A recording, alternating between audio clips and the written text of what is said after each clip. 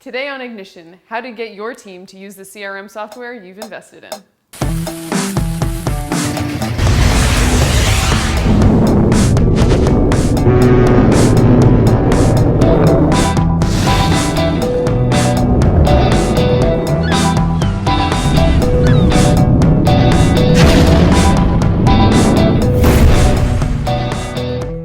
Hi, and welcome to Ignition. I'm Ellis Friedman. And I'm Ramon Ray. Ignition is a weekly show where we answer and discuss questions to help you grow your business. So Ellis, what are we going to discuss this week on the Ignition show? Well, Ramon, today we are going to talk about best practices for CRM adoption. And if you want to learn more, you can look at our CRM adoption ebook in our resource library. But today we have Jesse Fowl, who's the founder of Solomon Solution. Thanks for being here. So Jesse, business owners, entrepreneurs, small businesses, they invest in CRM, they invest in marketing automation, but there's one big problem we were talking about.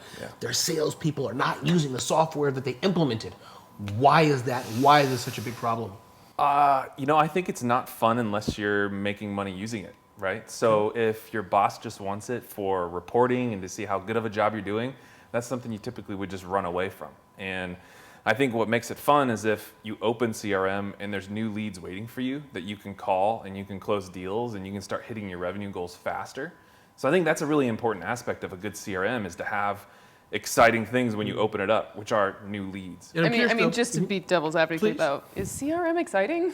Yeah, I know. Like that doesn't strike, that doesn't make my heart beat. Yeah, it already sounds boring.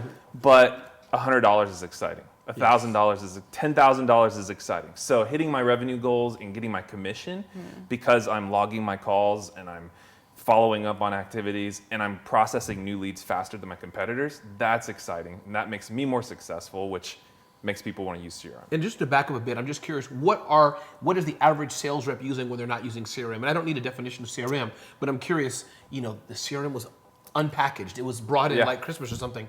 So what have they been using before that? Outlook, Okay. your calendar system. So if you look at most sales guys' calendars, they've got reminders going all the way out into 2017, right, with birthdays and follow-ups and things like that. And they're used to this system, and then all of a sudden or they got next Excel, day, or they've got something else that they've been using, like Act or something arcane. But now there's something new that works better. Okay, got it. And then what are some things that you see that we can incentivize them to start using? And I got the aspect of you're opening it up and seeing your money, I think you said, or whatever's there. But how do you get to the point where CRM equals money? Right, exactly. Yeah, I think it's all about competition. It's about friendly competition, which that's what sales is all about, right? You've got 3 or 4 guys that are sitting around. Who's got the top numbers that month, right? And so with CRM, one of the coolest features is dynamic queue routing. So if there's a shared queue and there's a lead in there and I solve it fast and I have a higher close percentage, all of a sudden now I'm getting more leads in my personal queue in a lot of systems. And so that element of competition, closing deals quickly, and now I'm a more successful salesperson and I'm closing more business for my owner and he's happy where I'm happy, CRM's making that possible. It's a really exciting thing. So the Ignition show, we're all happy, but go ahead. Yeah. Well, so it sounds like having a successful CRM implementation really also depends on having a successful funnel. Yeah. Right, so you need to make sure 100%. those processes are working also. Yeah, it's all about the funnel. You can do calendar reminders in Outlook, right? But having a funnel where new leads are coming in, there's new business coming in, there's a renewal date that's creating a new sales activity, really making the system work for the salesperson instead of having the salesperson work for the system, that's critical. Because in reality, you want your salespeople on the phone, in the client's face, talking to the client, selling deals. You don't want them to be in the system all the time.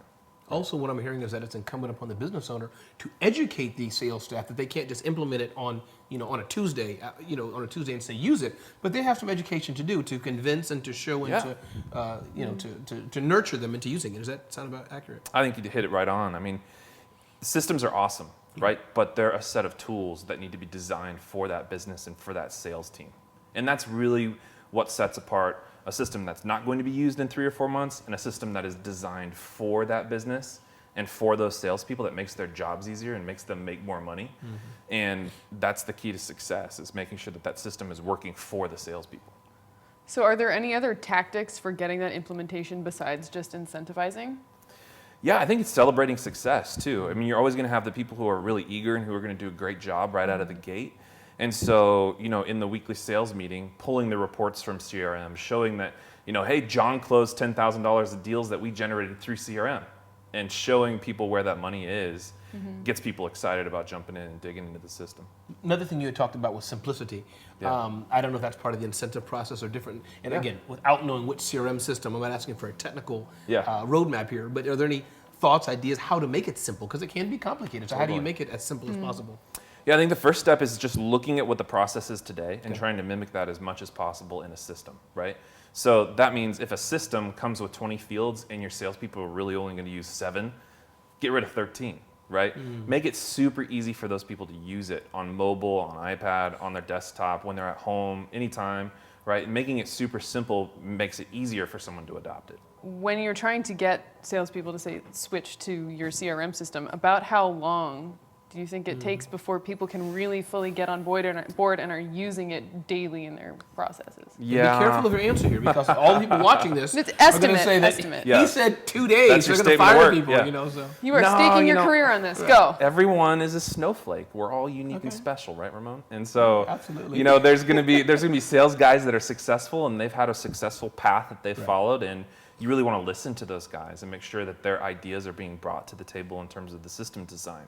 Then you're gonna have people who are just go-getters and they're progressive and they're ready to roll with any new system that you throw at them.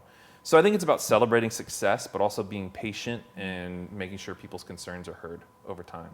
But okay, time frame, I think like 3 to 6 months. If we're going to push you real hard. Yeah, 3 to 6 months. By that 6-month period, everybody should be using it and everybody should have been won over by that point.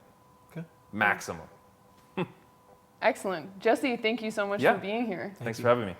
And don't forget, you can check out our CRM adoption guide in our resource center. Thanks for watching Ignition, and we look forward to seeing you next time.